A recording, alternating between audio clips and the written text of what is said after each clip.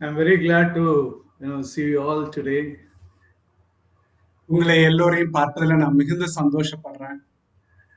Um, okay, let's go to the Lord's word. நம்ம ஆண்டவருடைய வார்த்தைக்கு கடந்து போவோம். In Luke 17, let's turn to Luke 17. In Luke 17, the Lord was speaking about the last days.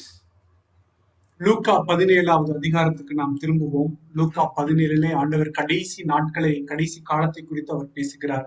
To his disciples about the second coming. தம்முடைய இரண்டாவது வருகையை குறித்து தம்முடைய சீஷரிடத்தில் அவர் சொல்லுகிறார். He wanted to share a very important lesson to them. அவரிடத்தில் ஒரு முக்கியமான ஒரு பாடத்தை அவரிடத்திலே அவர் பகிர்ந்து கொள்ள விரும்பினார். I believe what the Lord told them for those 12 disciples is not just for them but for all of us. அந்த 12 சீஷரிடத்திலே அவர் பகிர்ந்து கொண்டது அவர்களுக்கு மாத்திரம் அல்ல, நாம் எல்லோருக்குமே அது பொருந்தும் என்றே நான் விசுவாசிக்கிறேன்.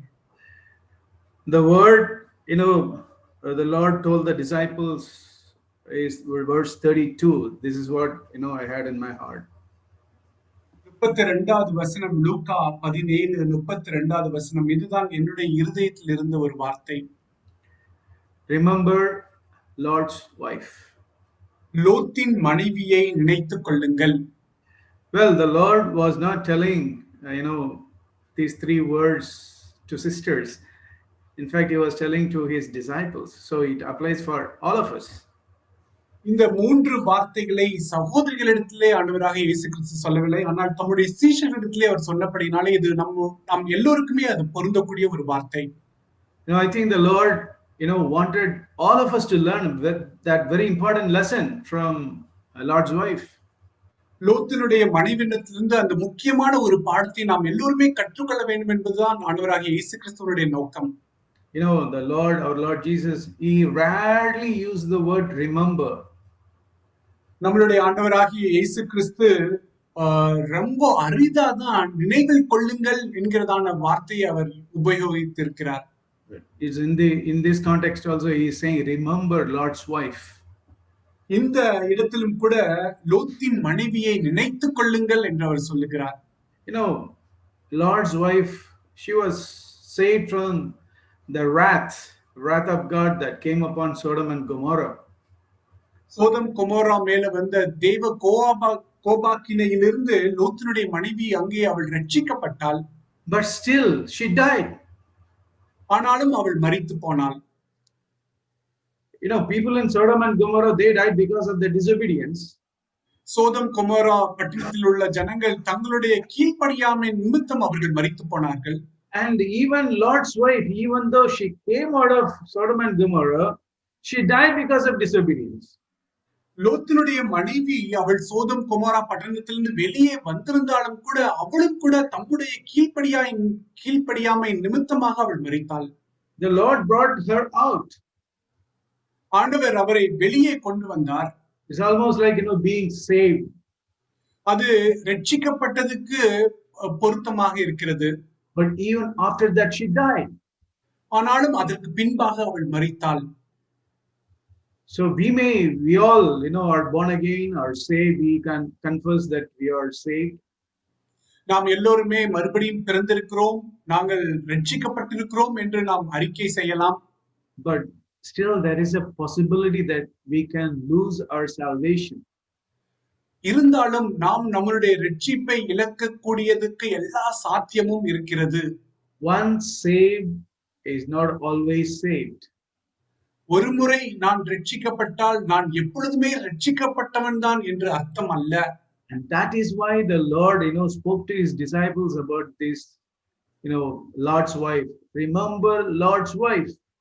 ஆகவேதான் ஆண்டவராகிய இயேசு கிறிஸ்து தம்முடைய சீஷரிடத்தில் லோத்தின் மனைவியை நினைவில் கொள்ளுங்கள் என்று அவர் சொல்லுகிறார். And that applies for us also, so that we should also take that exhortation and to remember Lord's wife. அது நமக்கும் கூட பொருந்தும். அந்த எச்சரிப்பை நாமும் கையில் கொண்டு நாம் லோத்தின் மனைவியை நினைவில் கொள்ள வேண்டும். And we should learn whatever lessons the Holy Spirit of God wants us to teach us through her. அவள் மூலமாக பரிசுத்த ஆவியானவர் நமக்கு என்னெல்லாம் சொல்லிக் கொடுக்க விரும்புகிறாரோ அதையெல்லாம் நாம் கற்றுக்கொள்ள வேண்டும். There are many things we can learn from her. அவளிடத்திலிருந்து நாம் அநேக காரியங்களை நாம் கற்றுக்கொள்ளலாம். We all know that the Lord told this in the context of his second coming. நாம் எல்லோருக்குமே தெரியும், இதை இயேசு கிறிஸ்து தம்முடைய இரண்டாம் வருகையை குறித்து பேசும் பொழுது இந்த காரியத்தை அவர் சொல்லுகிறார். So in Sodom and Gomorrah, even the day before the judgment came, everything was normal. சோதம் கொமோரா பட்டணத்திலே அந்த கோபாக்கினே அந்த நியாய தீர்ப்பு நாள் வரும் அந்த முந்தின நாள் வரைக்கும் எல்லாமே நார்மலாகத்தான் இருந்தது. There was no visible sign of any impending judgment. அங்கே வரப்போகிற நியாய தீர்ப்புக்கான எந்த ஒரு அறிகுறியுமே காணப்படவில்லை. I think even Sodom and Gomorrah might have a lot of bars for drinking, and all the bars might have been filled with people. சோதம் குமாரா பட்டணத்திலே அங்கே குடிபானங்களுக்கென்று ஒரு பார் இருந்திருக்கலாம், அந்த பார் எல்லாம் நிரம்பி வழிந்திருக்கலாம். And hotels may be conducting a lot of parties. ஹோட்டல்ல அநேக பார்ட்டிகள் நடந்து கொண்டிருந்திருக்கலாம். Lord said buying, selling, everything was going on as usual. எப்பயும் போலவே வாங்குவதும் விற்பதும் அங்கே நடந்து கொண்டே இருந்தது. But God in his mercy had compassion on this family, Lord's family. ஆனால் தேவன் தம்முடைய மிகுந்த இரக்கத்தில் இந்த குடும்பத்தின் மீது அவர் இரக்கம் கொண்டிருந்தார். God sent 2 angels to Lord's house. லோத்தினுடைய வீட்டுக்கு 2 தூதர்களை ஆண்டவர் அங்கே அனுப்புகிறார். With the purpose to save them from the coming judgment. வரப்போகிற நியாய தீர்ப்பிலிருந்து அவர்களை ரட்சிக்க வேண்டும் என்கிற நோக்கத்தோடு கூட அவர்களை அனுப்புகிறார். Those angels, they literally pulled all of them and took them out of that city. அந்த தூதர்கள் அவர்களை அப்படியாகவே கையை பிடித்து இழுத்து கொண்டு அந்த பட்டணத்தை விட்டு வெளியே சென்றார்கள். Lord's wife, she was escaping from the judgment. லோத்தினுடைய மனைவி அந்த நியாய தீர்ப்பிலிருந்து தப்பித்து போய் கொண்டிருந்தாள். But in her heart, she was always thinking about only the earthly things. ஆனால் அவளோ தன்னுடைய இருதயத்தில் எப்பொழுதுமே இந்த உலகத்திற்குரிய காரியத்தை குறித்தே அவள் நினைத்துக் கொண்டிருந்தாள். Oh, I have to leave so many earthly things at my home and I have to run for my life. What will happen to all these earthly things? நான் என்னுடைய வீட்டிலே இவ்வளவு பொருட்களை நான் விட்டு போகிறேனே, என்னுடைய உலக பொருட்களுக்கு என்னாகிவிடும்? See, her body was outside Sodom and Gomorrah, but her heart was inside Sodom. அவளுடைய சரீரமோ சோதம் குமாரா பட்டணத்திற்கு வெளியாக இருந்தது, ஆனால் அவளுடைய இருதயம் சோதோமுக்குள்ளாகவே இருந்தது. She did not leave Sodom in her heart. அவள் சோதோமை தம்முடைய இருதயத்திலிருந்து அவள் வெளியே வரவில்லை. She is like a seed sown in a sown among the thorns. The Lord was telling about a parable about the sower. விதைக்கிறவனுடைய உண்மையை குறித்து பேசும் பொழுது ஆண்டவர் அங்கே முட்களுக்கு நடுவாக தூவப்பட்ட விதையை குறித்து அவர் சொல்லுகிறார். The pleasures of life, the worries of earthly life, everything choked her. இந்த தம்முடைய வாழ்க்கையின் அழுத்தம், உலக கவலையினால் உண்டாகக்கூடிய அழுத்தம், இது எல்லாம் அவளை நெருக்கி போட்டது. She might have felt that right from the beginning, all these things choking, trying to choke her, but she would have thought, okay, one day when the judgment comes, I can escape from these thorns. She might have thought. அவளுக்கு ஆரம்பத்திலிருந்தே இப்படி ஒரு அழுத்தத்தை அவள் தன்னுடைய வாழ்க்கையிலே அவள் உணர்ந்திருப்பாள். ஆனாலும் அவள் என்ன நினைத்திருப்பாள் என்றால், நியாய தீர்ப்பு நாள் வரும்பொழுது நான் தப்பித்து விடுவேன் என்று அவள் நினைத்திருந்திருப்பாள். She would have thought, I could somehow escape from these thorns and free myself on that day of judgment. இந்த முட்களிலிருந்து நான் எப்படியாவது நான் தப்பித்து விடுவேன், நியாய தீர்ப்பு நாள் அப்பொழுது நான் விடுதலையாக இருப்பேன் என்று அவள் நினைத்திருப்பாள். But she died. She couldn't. ஆனாலும் அவள் மரித்து போனாள். Brothers and sisters, The Lord might have saved us. Lord might have, we would have received the forgiveness of sin in our life. சகோதர சகோதரிகளே, ஆண்டவர் நம்மை ரட்சித்திருக்கலாம்.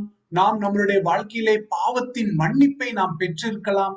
Like, Lord's wife who came out of Sodom and Gomorrah, but still having Sodom in her heart. எப்படி அந்த லோத்தின் மனைவி அவள் சோதம் குமாரா பட்டணத்திலிருந்து வெளியே வந்திருந்தாலும் சோதோமை தன்னுடைய இருதயத்திலே அவள் கொண்டிருந்தாள். The worries of life, pleasures, and everything, choke the word of God, and she could not free herself on the day of judgment. The same thing can happen to us also if you are not careful. தம்முடைய ஜீவியத்தின் கவலை, உலக பொருட்கள் மீது உள்ள ஆசை, இவைகள் எல்லாம் ஆண்டவருடைய வார்த்தையை அவளுடைய வாழ்க்கையிலே அமுக்கி போட்டபடியினாலே அந்த முற்களிலிருந்து அவளால் விடுபட்டு அவளால் வெளிவர முடியவில்லை. Let us examine ourselves. That is why the Lord said, remember Lord's wife. நம்மை நாமே நாம் நிதானித்து பார்ப்போம். ஆகவேதான் ஆண்டவர் லோத்தின் மனைவியை நினைவில் கொள்ளுங்கள் என்று அவர் சொல்லுகிறார். I believe, that is not her appointed time of death for Lord's wife. நான் விசுவாசிப்பது என்னவென்றால் லோத்தின் மனைவி அப்படி இறக்க வேண்டும் என்பது ஆண்டவர் நியமித்த ஒன்று அல்ல.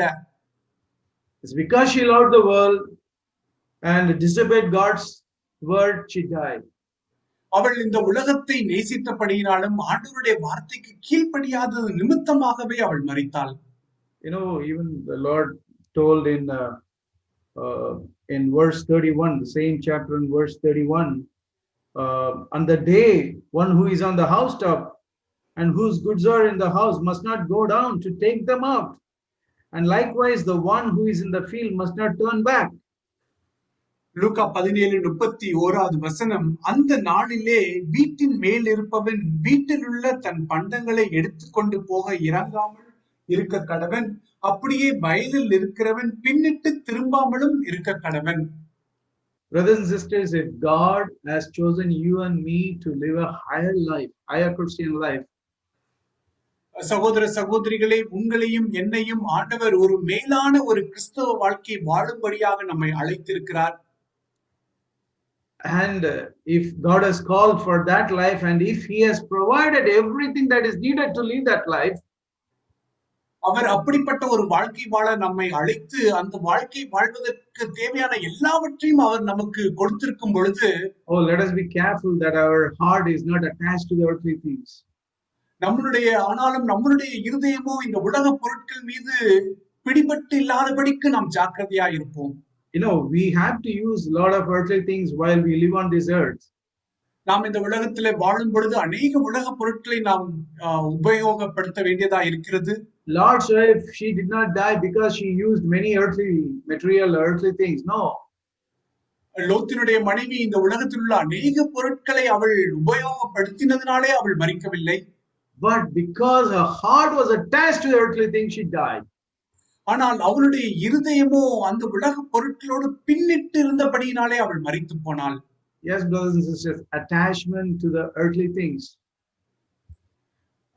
ஆம் சகோதர சகோதரிகளே, உலக பொருட்களோடு பிணைக்கப்பட்டிருப்பது, and the love of the world and worldly friendship, இந்த உலகத்தின் மீது சிநேகம், உலகத்தாரோடு கூட ஒரு சிநேகம், all these things will cause us to disobey the Lord's word. இந்த காரியங்கள் எல்லாமே நாம் தேவனுடைய வார்த்தைக்கு கீழ்ப்படியாமல் இருக்கும்படிக்கே அது ஏவும். It is the love of the world that was in the heart of Lord's wife that made her to take God's commandment very lightly. இந்த உலகத்தின் மீது உள்ள ஒரு சிநேகமே லோத்தினுடைய மனைவியை ஆண்டவருடைய வார்த்தைகளை மிகவும் லகுவாக எடுத்துக்கொள்ள அவளை ஏவியது.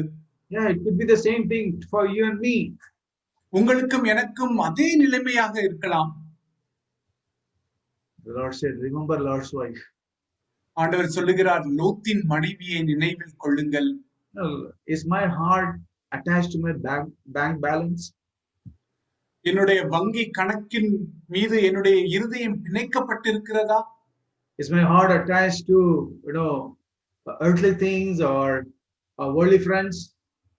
இந்த உலகத்தின் காரியங்கள் மீதோ அல்லது உலக நண்பர்களோடு கூட என்னுடைய இருதயம் பிணைக்கப்பட்டிருக்கிறதா? Or to my job or business? அல்லது என்னுடைய வேலை, என்னுடைய business? My heart, is my heart attached to all these things so much that I do not time even to spend my personal, time with the Lord or to read His word? என்னுடைய இருதயம் அவ்வளவாய் இந்த காரியங்கள் மீது பிணைக்கப்பட்டிருக்கிறது நிமித்தமாக நான் ஆண்டவரோடு கூட தனிப்பட்டு நேரம் செலவழிக்கவோ அல்லது தேவனுடைய வார்த்தையை வாசிக்கவோ இடமளிக்காமல் இருக்கிறதா? No, the danger is we cannot wither out those things on the day of judgment. காரியம் என்னவென்றால் நியாய தீர்ப்பு நாட்களிலே இந்த காரியத்திலிருந்து நீங்கள் உங்களை விடுவித்துக் கொள்ள முடியாது. These things are like dead bodies. Our love for the world and the love for earthly things, our attachment to all these things are like dead bodies in our hearts. நம்மளுடைய இருதயங்களில் நாம் கொண்டிருக்கக்கூடியதான இந்த உலகத்தின் மீது ஒரு சிநேகம், உலக பொருட்கள் மீது சிநேகம், இவைகள் எல்லாமே ஒரு செத்த சரீரத்தை போலவே. That portrays death. அந்த ஒரு பொருள் செத்த ஒரு பொருள். And Lord's wife was carrying all these dead bodies in her heart. லோத்தினுடைய மனைவியோ இந்த செத்த சரீரத்தை எல்லாம் தன்னுடைய சரீரத்திலே அவள் சுமந்து கொண்டிருந்தாள். She was having death in her heart, darkness in her heart, death in her heart. அவருடைய இருதயத்திலே அந்த ஒரு இருளையும் ஒரு மரித்தலையுமே அவள் கொண்டிருந்தாள்.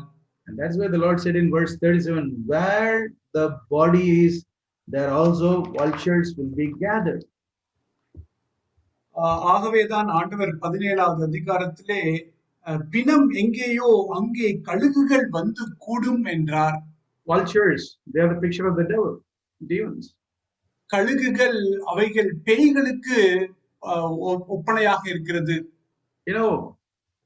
Lord's wife, she was a lot of vultures were gathering around her, but she was not aware of that. லோத்தினுடைய மனைவியை சுற்றி இந்த கழுகுகள் சுற்றி கூடிக்கொண்டிருந்தது, ஆனால் அதை குறித்து அவள் அக்கறையற்றவளாய் இருந்தாள். Things that will bring death, she was not aware, and finally she met with a death. ஒரு சரீரத்திலே ஒரு மரிப்பை கொண்டு வரக்கூடியதான காரியங்கள் அவளிடத்தில் இருந்தது. அதை குறித்து அவள் கவலையற்று இருந்த நிமித்தமாக கடைசியாக அவள் இறந்து போனாள். And there are many more things we can learn from her. அநேக காரியங்களை நாம் அவள் மூலமாக கற்றுக்கொள்ளலாம். You can think of the privileges Lord's wife had. லோத்தினுடைய மனைவிக்கு அவளுக்கு இருந்த அந்த சௌகரியங்களை எல்லாம் நாம் நினைத்து பார்க்கலாம், சிலாக்கியங்களை நாம் நினைத்து பார்க்கலாம். I can think of one thing, privilege, very important privilege, a precious privilege that she had was the association with a godly man called Abraham. நான் நினைத்து பார்க்கும் பொழுது அவளுக்கு இருந்த ஒரு அற்புதமான ஒரு ஸ்லாக்கியம், ஒரு பொக்கிஷம் போல இருக்கக்கூடியதான ஒரு ஸ்லாக்கியம் என்னவென்றால், ஒரு அற்புதமான தெய்வ மனுஷனோடு கூட ஒரு ஐக்கியம் கொள்ளக்கூடியதான ஒரு ஸ்லாக்கியம் அவளுக்கு இருந்தது. I believe that's one of the greatest blessing they had, to have a godly man, praying man, with her. அவளோடு கூட ஒரு தெய்வ மனுஷன், ஜெபிக்கக்கூடிய ஒரு மனுஷனை அவர்கள் பெற்றிருப்பது அவர்களுக்கு இருந்த மிகப்பெரிய ஒரு ஸ்லாக்கியம். She might have seen Abraham, how he was so close with God, walking so close with God, and leaving his relatives and all the sacrifices he made because God said something. அவள் Abraham எப்படி அவர் ஆண்டவரோடு கூட நெருங்கி நடந்த மனுஷன், ஆண்டவர் மீது விசுவாசம் கொண்டிருந்த மனுஷன், ஆண்டவர் சொன்ன ஒரு வார்த்தைக்காக தம்முடைய சொந்த பந்தம், தம்முடைய சொத்து எல்லாவற்றையும் விட்டுவிட்டு அவரை பின்பற்றின ஒரு மனுஷன். And she might have seen how he developed a personal relationship with God over the years.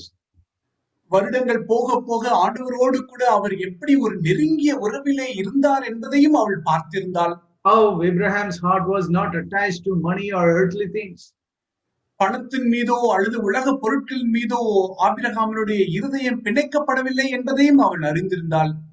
She had seen with her own eyes how Abraham, after he had defeated 5 kings, I believe she might have seen the humility in Abraham's heart.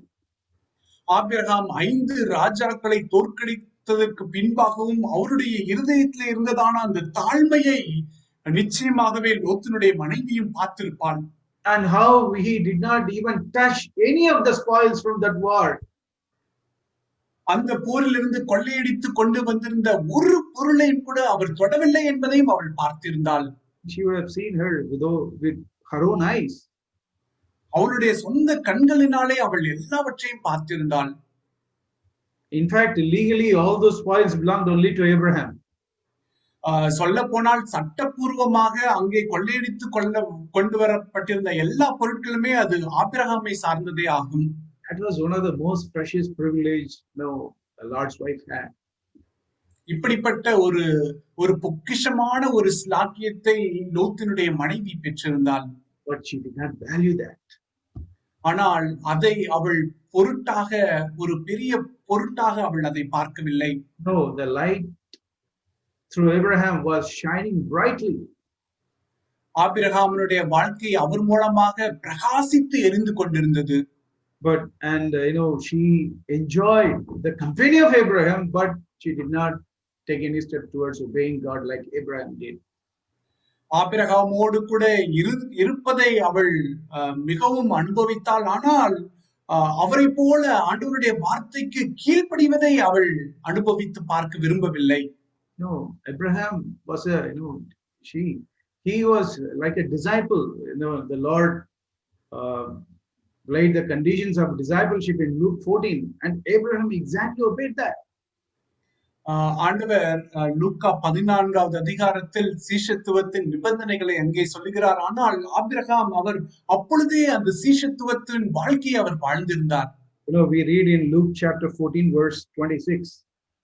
லூக்கா 14வது அதிகாரம் 26வது வசனத்தில் நாம் வாசிக்கிறோம். This is the first condition for being a disciple.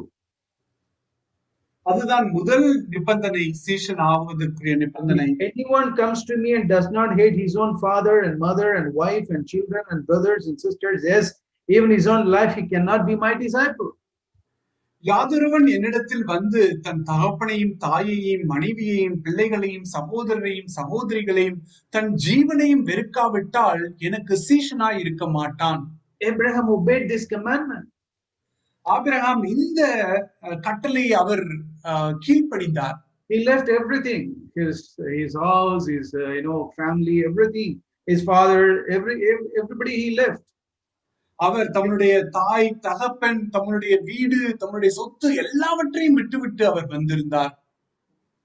But that did not affect, even though the Lord's wife saw the example in Abraham, that did not affect her.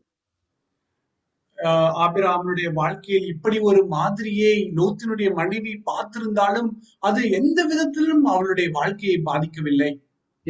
Even our Lord Jesus said in John chapter 5 verse 35.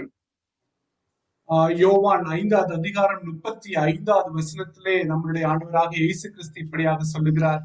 Verse 35, he was talking about John the Baptist. அங்கே அவர் யோவான் ஸ்நானகனை குறித்து அவர் பேசுகிறார். Verse 35, he said, he was the lamp that was burning and was shining, and you are willing to rejoice for a while in his light. அவன் எரிந்து பிரகாசிக்கிற விளக்காய் இருந்தான், நீங்களும் சில காலம் அவன் வெளிச்சத்திலே களி கூற மனதாய் இருந்தீர்கள். John was burning like a bright light. யோவான் ஸ்நானகன் எரிந்து பிரகாசிக்கிற விளக்காய் இருந்தான். But the Jews just enjoyed that light. ஆனால் யூதர்கள் அதை வெறுமனே அவர்கள் களிகூற மனதாய் இருந்தார்கள். But there was no repentance. அவர்களிடத்திலே மனம் திரும்புதல் காணப்படவில்லை. They wasted it. அதை அவர்கள் வெறுமையாக்கி போட்டார்கள். Yeah, they wasted such privileges. அப்படிப்பட்ட ஒரு பெரிய ஸ்லாக்கியத்தை அவர்கள் வேஸ்ட் ஆக்கி விட்டார்கள். Yeah, we are discussing about Lord's wife or John the Baptist, or the Jews who enjoyed the burning light. But we should not forget, today we are also in the same situation, similar situation. நாம் லோத்தினுடைய மனைவி, யோவான் ஸ்நானகன், யூதர்கள் இவர்கள் எல்லாம் அந்த அஹ், ஸ்லாக்கியத்தை அவர்கள் அனுபவித்தார்கள், பார்த்தார்கள் என்று நாம் சொல்லுகிறோம். ஆனாலும் நாமும் அப்படிப்பட்ட ஒரு நிலையில் தான் இருக்கிறோம் என்பதை நாம் மறந்துவிட வேண்டாம். Today God has raised up such a godly man in our generation, a prophet in our generation. நம்முடைய சந்ததியிலே ஆண்டவர் ஒரு மிகப்பெரிய ஒரு தேவ மனுஷனை நம்ம மத்தியிலே அவர் எழுப்பி இருக்கிறார். And not only Brother Zach, and there are so many godly elders God has raised it, and the light of the truth was burning brightly today. சகோதரர் சகரியா புனனை மாத்திரமல்ல, அநேக மூத்த சகோதரர்களை நம்ம மத்தியிலே எழுப்பி இருக்கிறார். அவருடைய வாழ்க்கை எரிந்து பிரகாசிக்கிற விளக்காய் இருக்கிறது. No, you and I hear so many wonderful truths which many Christians, they did not have that privilege. அநேக கிறிஸ்தவர்களுக்கு கிடைக்காத ஸ்லாக்கியம் நமக்கு அற்புதமான சத்தியங்களை கேட்கக்கூடியதான வாய்ப்புகள் நமக்கு கிடைத்திருக்கிறது. But do we waste those privileges like Lord's wife or the Jews? அல்லது நாம் அந்த யூதர்களைப் போலவோ அல்லது லோத்தினுடைய மனைவியை போலவோ நமக்கு கிடைத்திருக்கக்கூடியதான ஸ்லாக்கியங்களை நாம் waste ஆக்குகிறோமா? Do we just rejoice in what we are hearing through Brother Zach? சகரியா புனன் மூலமாக நாம் கேட்கக்கூடிய சத்தியத்தை நாம் களி கூர்ந்து கொண்டிருக்கிறோமா? And we do not repent? நாம் களி கூர்ந்து விட்டு மனம் திரும்பாமல் இருக்கிறோமா? No, if we also waste those privileges, one day God will stop speaking to us. நாமும் நம்முடைய ஸ்லாக்கியத்தை நாம் இப்படி வேஸ்ட் ஆக்கி கொண்டிருப்போம் என்றால் ஒரு நாட்களிலே ஆண்டவர் நம்மோடு கூட பேசுவதை அவர் நிறுத்தி விடுவார். Do you know the Lord never spoke to Lot or his family? உங்களுக்கு ஒன்று தெரியுமா? ஆண்டவர் லோத்தோடுவோ அல்லது லோத்தினுடைய குடும்பத்தாரோடு கூட ஆண்டவர் பேசவே இல்லை. Not even once. ஒரு முறை கூட அவர் பேசவில்லை. He spoke to Abraham many times. ஆபிரகாமோடு கூட அநேக முறை அவர் பேசினார். But he never spoke to Lot or his family or his wife because they wasted the privileges God has given them. ஆனால் லோத்தோடுவோ அவர்களுடைய மனைவியோடோ அல்லது அவர்களுடைய குடும்பத்தாரோடு கூட ஆண்டவர் ஒரு முறை கூட தேவன் பேசவில்லை. ஏனென்றால் அவர்களுக்கு கிடைத்த எல்லா ஸ்லாக்கியத்தையும் அவர்கள் வேஸ்ட் ஆக்கி போட்டார்கள். God spoke only to Abraham who waited and who sought the Lord. தேவனுக்காக காத்திருந்து அவரையே நாடின ஆபிரகாம் இடத்துல மாத்திரமே ஆண்டவர் பேசினார். The same thing holds even today for us, brothers and sisters. Let's not forget. சகோதர சகோதரிகளே, அதே காரியம் நமக்கும் பொருந்தும் என்பதை நாம் மறந்துவிட வேண்டாம். God will not speak to a person who decides everything on his own. தாமாகவே எல்லாவற்றையும் தீர்மானிக்கக்கூடிய எந்த ஒரு நபரோடும் கூட ஆண்டவர் பேசவே மாட்டார். Lord chose the best that he could see on his own. லோத்து தான் கண்களாலே தாமாகவே பார்க்கக்கூடிய காரியங்களை அவன் தீர்மானித்து எடுத்துக்கொண்டான். And that's why the Lord did not speak to him at all. ஆகவேதான் ஆண்டவர் லோத்தோடு கூட அவர் பேசவே இல்லை. He went to God, when he came with two angels, we read in Genesis 18, when God came down with the two angels, they all went to Abraham's house. நாம் ஆதி ஆகமத்திலே நாம் வாசிக்கிறோம், ஆண்டவர் தம்முடைய தூதர்களை அனுப்பும் பொழுது அவர்கள் இரண்டு பேருமே ஆபிரகாமுடைய வீட்டுக்கு தான் சென்றார்கள். No, three, including God. மூன்று தூதர். It is God who visited Abraham in Genesis 18. ஆதி ஆகமம் 18 ஆண்டவர் தேவன் தாமே ஆபிரகாமை அவர் வந்து சந்தித்தார். We read that in Genesis 18. We don't have time to read. Abraham ஆதி ஆகமம் 18 நாம் அதை வாசிக்கிறோம். He went to Abraham's house. He blessed Abraham. He blessed Sarah. அவர் ஆபிரகாமுடைய வீட்டுக்கு போய் ஆபிரகாமை ஆசீர்வதித்தார், சாராளை ஆசீர்வதித்தார். But when he wanted to see what is happening in Sodom and Gomorrah, he did not go there. He just sent two of the angels. ஆனால் சோதம் கொமோராவுக்கு என்ன நடக்கிறது என்று பார்க்க போகும் பொழுது அவர் போகவில்லை. ஆனால் 2 தூதர்களை மாத்திரமே அவர் அனுப்பி வைத்தார். He bypassed Lot and his family. அவர் லோத்துவையும் அவருடைய குடும்பத்தாரையும் அவர் அப்படியாக தாண்டி சென்று விட்டார். And God loathed the love for the world in their hearts. அவருடைய இருதயத்தில் இருந்ததான இந்த உலகத்தின் மீது உள்ள அந்த சிநேகத்தை ஆண்டவர் அருவருத்தார். Even God, even he did not tell Lot about the destruction that is going to come upon Sodom and Gomorrah. He only spoke to Abraham. ஆண்டவர் லோத்தினிடத்துல போய் சோதம் குமாரா பட்டணத்தின் மீது வரவிருக்கிறதான அந்த நியாய தீர்ப்பை குறித்து, அழிவை குறித்து அவர் பேசவில்லை. ஆனால் அவர் ஆபிரகாமிடத்திலே சென்று பேசினார். See the difference. To the person who did not love money, who obeyed God, God himself came and spoke to him. கொஞ்சம் யோசித்து பாருங்கள் அந்த வித்தியாசத்தை. ஒரு மனுஷன் உலக பொருட்களை, பணத்தை நேசியாத ஒரு மனுஷனிடத்தில் ஆண்டவர் தாமே அவனோடு கூட சென்று அங்கே அவர் பேசுகிறார். But to Lot he sent only angels. ஆனால் லோத்துவிடத்திலே தூதர்களை மாத்திரமே அவர் அனுப்பினார்.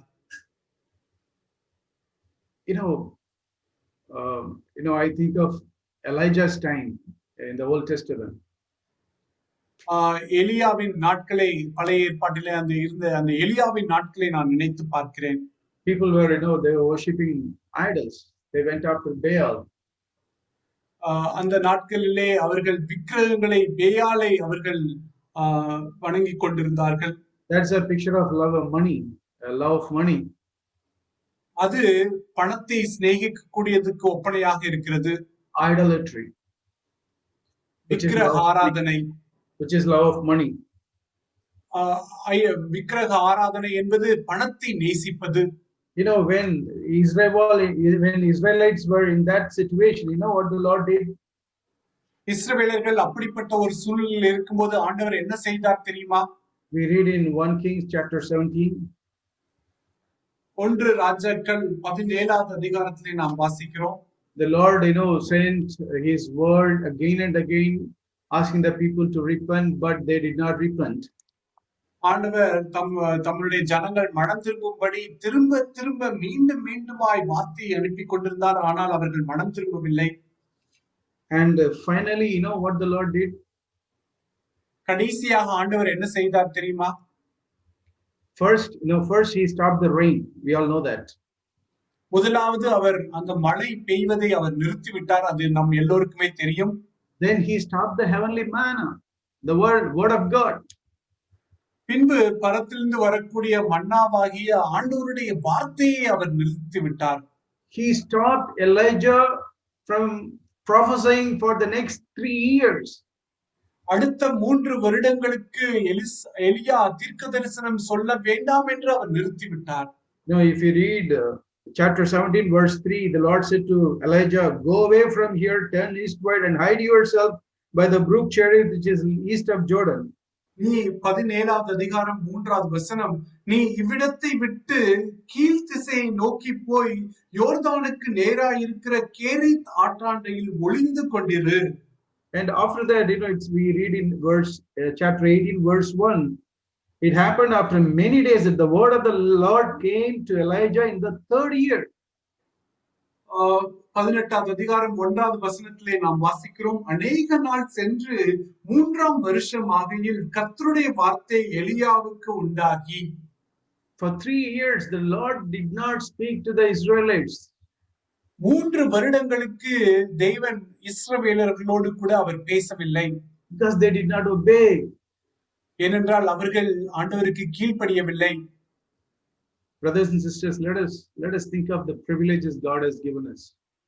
சகோதர சகோதரிகளே, ஆண்டவர் நமக்கு கொடுத்திருக்கக்கூடியதான அந்த ஸ்லாக்கியத்தை நாம் கொஞ்சம் நினைத்து பார்ப்போம். God has given you, godly brothers with whom you can fellowship with. நீங்கள் ஐக்கியம் கொள்ளும்படி ஒருவேளை ஆண்டவர் உங்களுக்கு தெய்வ பக்தியுள்ள சகோதரர்களை கொடுத்திருக்கலாம். Families, godly families. தெய்வ பக்தியுள்ள குடும்பங்களை கொடுத்திருக்கலாம். Or some godly colleague in your office. அல்லது உங்களுடைய அலுவலகத்திலே தெய்வ பக்தியுள்ள உடன் வேலைக்காரர்களை அவர் கொடுத்திருக்கலாம். Maybe you might have come to this meeting because of one of your relatives. அல்லது இந்த கூட்டத்துக்கு ஒருவேளை நீங்கள் உங்களுடைய சொந்தக்காரர்கள் அறிமுகப்படுத்தி நிமித்தமாக நீங்கள் வந்திருக்கலாம். But brothers and sisters, do you value those privileges God has given you? ஆனால் சகோதர சகோதரிகளே, இப்படிப்பட்ட ஸ்லாக்கியத்தை ஆண்டவர் கொடுத்ததை அதை நீங்கள் மதிக்கிறீர்களா? Or you take all these things lightly like Lord's wife? அல்லது லோத்தினுடைய மனைவி போல இப்படிப்பட்ட காரியங்கள் எல்லாம் மிகவும் லகுவாக எடுத்துக்கொள்கிறீர்களா? You know, if you read Genesis 19, Lot and his family survived. Not, it's only because Abraham was praying for them. ஆதியாகமம் 19வது அதிகாரத்தை நாம் வாசிப்போம் என்றால் அதிலே லோத்துவும் அவருடைய குடும்பமும் தப்பித்ததற்கு ஒரே காரணம் என்னவென்றால் அங்கே ஆபிரகாம் அவர்களுக்காக ஜெபித்துக் கொண்டிருக்கிறார். We read in Genesis chapter 19. ஆதியாகமம் 19வது அதிகாரத்தில் நாம் வாசிக்கிறோம். And the last verse 29. 29வது வசனம். It's amazing to read these words. It says, God remembered Abraham and sent Lot out of the midst of the overthrow when he overthrew the cities in which Lot lived. தேவன் அந்த சமபூமியின் பட்டணங்களை அழிக்கும் போது தேவன் ஆபிரகாமை நினைத்து லோத்து குடியிருந்த பட்டணங்களை தாம் கவிழ்த்து போடுகையில் லோத்தை அந்த அழிவின் நடுவிலிருந்து தப்பி போகும்படி அனுப்பிவிட்டார். You see the difference between Lot's life and Abraham's life? லோத்தினுடைய வாழ்க்கையும் ஆபிரகாமுடைய வாழ்க்கைக்கும் உள்ள வித்தியாசத்தை நீங்கள் பார்க்கிறீர்களா? Abraham lived by the grace of God. He received grace from God. Abraham அவன் தேவனுடைய கிருபையினாலே அவன் வாழ்ந்தான். தேவனிடத்திலிருந்து அவன் கிருபையை பெற்றுக்கொண்டான். Because of his personal relationship with Lord. ஆண்டவரோடு கூட கொண்டிருந்த அந்த தனிப்பட்ட உறவின் நிமித்தமாக அதை அவர் பெற்றுக்கொண்டார். But Lord, he survived because of the prayers of Abraham. ஆனால் லோத்துவோ ஆபிரகாமினுடைய விண்ணப்பத்தினாலே அவன் தப்பித்துக் கொண்டான். Yes, brothers and sisters, that is what we need. We need the grace of God, not the mercies which we receive because somebody else prayed for me. It's because of a personal relationship with the Lord that we should survive. ஆம் சகோதர சகோதரிகளே, நமக்கு தேவையெல்லாம் ஆண்டவரிடத்திலிருந்து நாம் கிருபையை பெற்றுக் கொள்வதுதான். ஏதோ மற்றவர்கள் ஜெபித்தது நிமித்தமாக நாம் இரக்கத்தை பெற்றுக்கொள்வதல்ல. நாம் ஆண்டவரோடு கூட ஒரு தனிப்பட்ட உறவை கொண்டு அந்த உறவின் மூலமாக நாம் ஆண்டவரிடத்திலிருந்து கிருபையை பெற்றுக்கொள்ள வேண்டும். Lord, in spite of having all these privileges, லோத்துவுக்கு இப்படிப்பட்ட அநேக ஸ்லாக்கியங்கள் இருந்தாலும் கூட he decided to leave such godly man's company and to go and live in a sinful city called Sodom. இவ்வளவு பெரிய ஸ்லாக்கியம் லோத்துவுக்கு இருந்திருந்தாலும் கூட அவன் இப்படிப்பட்ட ஒரு தெய்வ மனுஷனோடு கூட இருக்கக்கூடிய அந்த வாய்ப்பை அவன் தள்ளிவிட்டு அந்த சாதாரண ஒரு பட்டணமாகிய சோதோமிலே போய் இருக்க அவன் குடிபெயர்ந்தான். I think he thought to himself, I can go and survive at Sodom and Gomorrah, and I can keep my, family from the influences of Sodom. Probably he might have thought like that. ஒருவேளை நான் அந்த Sodom Gomorrah பட்டணத்துல போய் நான் பாதுகாப்பா இருந்து அந்த Sodom Gomorrah பட்டணத்தின் ஜனங்களிலிருந்து என்னுடைய குடும்பத்தை நான் காத்து கொள்ள முடியும் என்று அவன் நினைத்திருந்திருக்கலாம். That was not possible. அது சாத்தியமே இல்லை. No, we cannot be so close to the world or the worldly friendship or with unconverted relatives and not be influenced by them. நாம் உலகத்தோடும் உலகத்தாரோடும் கூட அல்லது மனம் திரும்பாத சொந்தக்காரர்களோடு கூட நெருங்கி இருந்து கொண்டு அவர்களால் நான் தூண்டப்பட மாட்டேன் என்று சொல்லுவது சாத்தியமே இல்லை. You will definitely be influenced by that. நீங்கள் அவர்களால் நிச்சயமாகவே தூண்டப்படுவீர்கள்.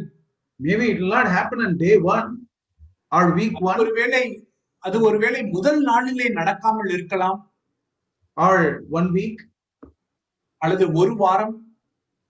But slowly you will move away from God. And if you see the life of Lord, he first moved his tent close to Sodom. ஆனால் கொஞ்சம் போக போக நாம் மெதுவாக நம் ஆண்டவரை விட்டு தூர போவோம். லோத்துனுடைய வாழ்க்கையை பார்ப்பீர்கள் என்றால் அவன் சோதம் கொமோரா பட்டணத்திற்கு நேராக தம்முடைய கூடாரத்தை முதலிலே அவன் போட்டான். Then he became an important person in Sodom and he went into Sodom. பின்பு அவன் சோதோமிலே அவன் மிகப்பெரிய ஒரு மனுஷனாக மாறி சோதோமுக்குள்ளாகவே அவன் சென்று விட்டான். Only very important persons sit at the gates of the city. முக்கியமான நபர்கள் தான் பட்டணங்களின் வாசல்களிலே அவர்கள் உட்கார்ந்திருப்பார்கள். And finally we all know the Sodom entered into his house in their hearts. கடைசியாக சோதோம் அவருடைய வீட்டுக்குள்ளாக அவர்களுடைய இருதயங்களுக்குள்ளாக நுழைந்து விட்டது. And everything came inside through the world. எல்லாமே அவர்களுக்குள்ளாக வந்து விட்டது. Rebellion came into his wife's heart. Disobedience came into his wife's heart. முரட்டாட்டம் கீழ்ப்படியாமை அவனுடைய மனைவியின் இருதயத்திற்குள்ளாக வந்து விட்டது. And slowly they were corrupted by Sodom and Gomorrah. கொஞ்சம் கொஞ்சமாக அவர்கள் சோதோம் கொமோராவினால் அவர்கள் அழிக்கப்பட்டார்கள். I think she must be Lord's wife must be a rebellious wife. லோத்துனுடைய மனைவி நிச்சயமாகவே ஒரு முரட்டாட்டக்காரியாக இருந்திருப்பாள். Who did not obey or respect her husband. அவள் தன்னுடைய கணவனுக்கு மதித்து அவருக்கு கீழ்ப்படியாமல் அவள் இருந்திருக்கலாம். I think definitely there was lack of submission in her heart. அவளுடைய இருதயத்திலே தன்னுடைய கணவனுக்கு அடங்கி இருக்கக்கூடியது அது நிச்சயமாகவே இல்லாமல் இருந்திருக்கலாம். She should have been a woman who did not accept correction from her husband. தன்னுடைய கணவரிடத்திலிருந்து எந்த ஒரு சிக்ஷையும் சீர்திருத்தத்தையும் அவள் ஏற்றுக்கொள்ளாமல் இருந்திருக்கக்கூடியதான ஒரு ஸ்திரீயாக கூட இருந்திருக்கலாம். That is why that rebellion, that spirit of rebellion which was inside her heart, it became a stumbling block to her when the Lord tried to save her from Sodom and Gomorrah, because she did not obey the Lord's commandment not to look back. She looked back. It is because of that spirit of rebellion in her heart. அவள் தம்முடைய இருதயத்துக்குள்ளாக இவ்வளவு பெரிய முரட்டாட்டத்தை வைத்துக் கொண்டிருந்தது நிமித்தமாக கடைசியாக ஆண்டவர் அவளை அழைத்து கொண்டு செல்லும் பொழுது அவளுக்கு திரும்பாதே என்று சொல்லப்பட்ட அந்த கட்டளைக்கு அவளால் கீழ்ப்படியாமல் இருக்க முடியவில்லை. No. She had another example. A humble wife, a wife with a gentle and a quiet spirit, Sarah. அவளுக்கு இன்னொரு ஒரு மாதிரி சாராள். அவள் மிகவும் தாழ்மையான தெய்வ பக்தியுள்ள ஒரு ஸ்திரீ. And Sarah, she Lord's wife might have seen Sarah calling Abraham Lord, respecting her husband. கண்டிப்பாக லோத்தினுடைய மனைவி சாராள் தம்முடைய கணவரை ஆண்டவரே ஆண்டவரே என்று கனத்தோடு மரியாதையோடு கூப்பிடுவதை அவள் பார்த்திருப்பாள். But that did not influence her at all. ஆனால் அந்த அவளுடைய வாழ்க்கை இவளை தூண்டவே இல்லை. That rebellious spirit was brewing in her heart. அவளுடைய அந்த முரட்டாட்டம் அவளுடைய இருதயத்துக்குள்ளாக கொந்தளித்துக் கொண்டே இருந்தது. You see, when the two angels came to Lord's house, who cooked the food for those angels? அந்த தூதர்கள் லோத்தினுடைய வீட்டிற்கு வந்த பொழுது அந்த தூதர்களுக்கு யார் சமைத்தார்கள் தெரியுமா? You read that in Genesis chapter 19 verse 3. ஆதியாகமம் 19வது அதிகாரம் 3வது வசனத்திலே வாசியுங்கள். It's Lord who prepared that food. அங்கே அவர்களுக்கு லோத்துதான் ஆகாரத்தை தயார் பண்ணுகிறான். Probably she would have said, a Lord's wife would have said, no, I am so tired, I cannot make any food for the guest you have brought into our house unexpectedly. அவள் ஒருவேளை இப்படியாக சொல்லியிருந்திருக்கலாம், நீங்கள் கொண்டு வந்த விருந்தினர் எதிர்பாராத விதமாக கொண்டு வந்த அந்த விருந்தினருக்கு நீங்களே சமையுங்கள் என்று சொல்லியிருந்திருக்கலாம். But when three persons came to Abraham's house, which we read in Genesis chapter 18 verse 6, Abraham and his wife, both of them, they cooked food for the guests. ஆனால் ஆதியாகமம் 18வது அதிகாரம் 6வது வசனத்திலே அங்கே விருந்தினர்கள் ஆபிரகாமருடைய வீட்டுக்கு வந்த பொழுது ஆபிரகாமும் அவருடைய மனைவியும் சேர்ந்து தம்முடைய விருந்தினர்களுக்கு அவர்கள் சமைத்தார்கள். Sarah was submissive to her husband. சாரா தம்முடைய கணவருக்கு அடங்கி இருந்தாள். And adorned herself with a quiet and a gentle spirit. சாந்தமும் அமைதலுமுள்ள ஆவியோடு கூட தம்மை உடுத்துவித்துக் கொண்டாள். Maybe Lord's wife might be wearing so many jewels than Sarah. சாராளை காட்டிலும் லோத்துடைய மனைவி அதிக நகைகள் அணிகலன்கள் அணிந்திருக்கலாம். But she did not have a quiet and a gentle spirit. ஆனால் சாந்தமும் அமைதலுமுள்ள ஆவி அவளிடத்திலே இல்லை. She did not value that privilege of having her association with that godly woman, and that is why she died, because of a rebellion in her heart. அவள் தெய்வ பக்தியுள்ள ஒரு சகோதரியோடு கூட ஒரு ஐக்கியம் கொண்டிருப்பதை அவள் ஒரு பெரிய ஸ்லாக்கியமாக அவள் பார்க்கவில்லை. அவள் தம்முடைய இருதயத்திலே கொண்டிருந்த அந்த முரட்டாட்டத்தின் நிமித்தமாகவே அவள் மரித்து போனாள். That is why the Lord said, remember Lord's wife, remember Lord's wife.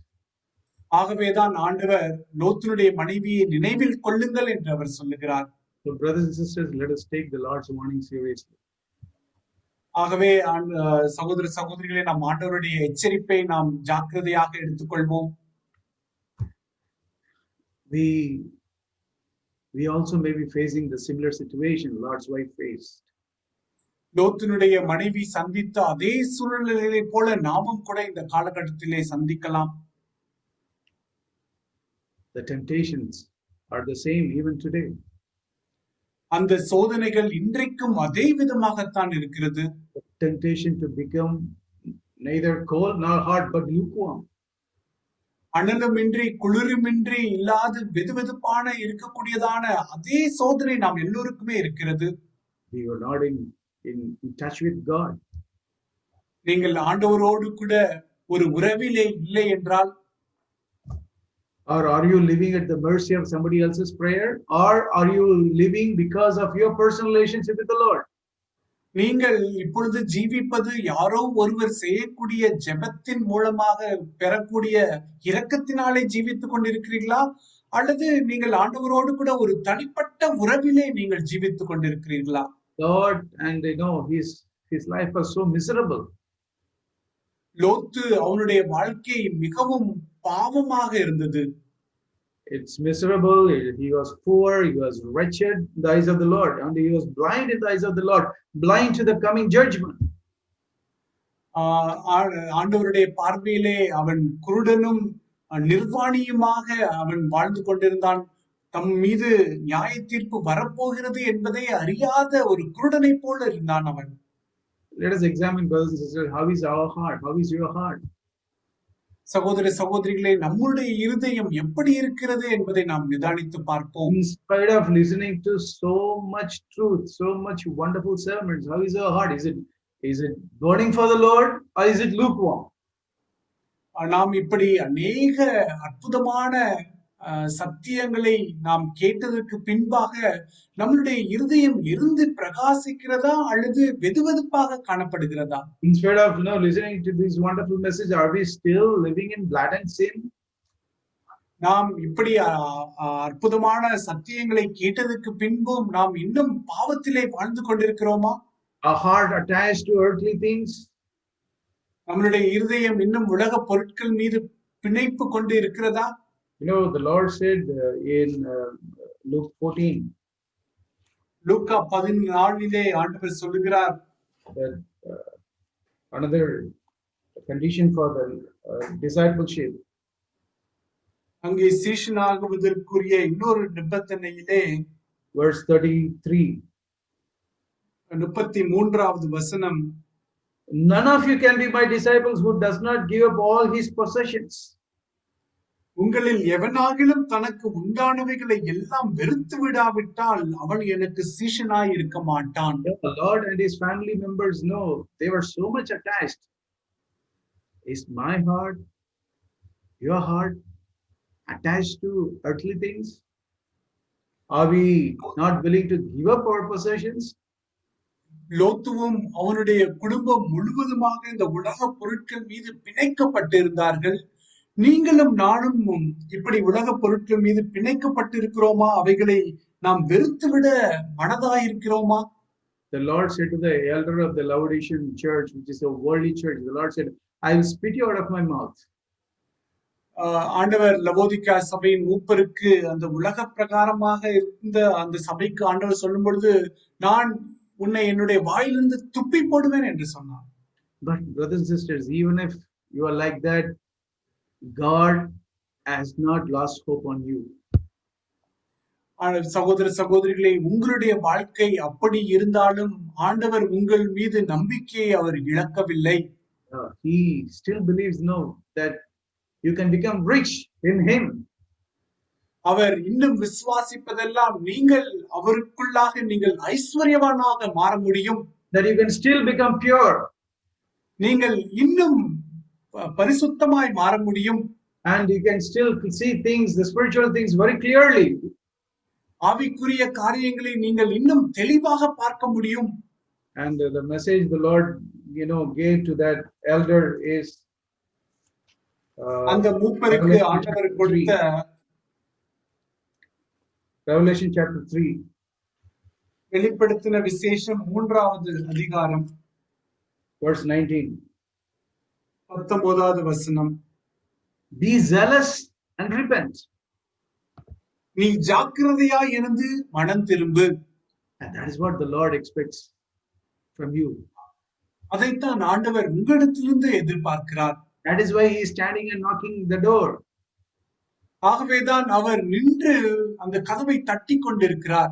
Yeah, he wants to have a intimate personal relationship with you, to dine with you. ஆண்டவர் உங்களோடு கூட நெருங்கிய தனிப்பட்ட ஒரு உறவு கொண்டிருக்க விரும்புகிறார். உங்களோடு கூட விருந்து கொள்ள அவர் விரும்புகிறார். And to such a church, he says, elder, he says in verse 21, I will grant to him to sit down with me on my throne, as I overcame and sat down with my father on his throne. அப்படிப்பட்ட ஒரு சபையின் மூப்பருக்கு 21வது வசனத்திலே ஆண்டவர் சொல்லுகிறார், நான் ஜெயம் கொண்டு என் பிதாவினுடைய சிங்காசனத்தில் அவரோடு கூட உட்கார்ந்தது போல ஜெயம் கொள்ளுகிறவன் எவனோ அவனும் என்னுடைய சிங்காசனத்தில் என்னோட கூட உட்காரும்படிக்கு அருள் செய்வேன். He who overcomes. பாவத்தை ஜெயம் கொள்ளுகிறவனுக்கு. That is underlining. That's what the Lord underlined. He who overcomes. அதைத்தான் ஆண்டவர் அடிக்கோடிட்டு சொல்லுகிறார், ஜெயம் கொள்ளுகிறவன் எவனோ.